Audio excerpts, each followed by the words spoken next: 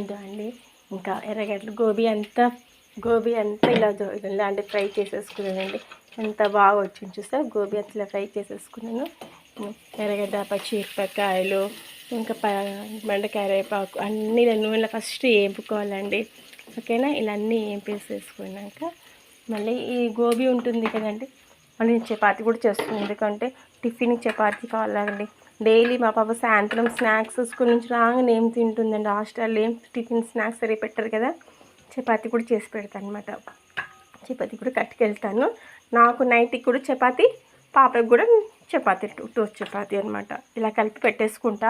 నేను చపాతీ నైట్ వరకైనా స్మూత్గా ఉంటుందండి. ఇప్పుడు చూడండి గోబీ అంతా ఎర్రగడ్డలన్నీ బాగా వేగాయండి.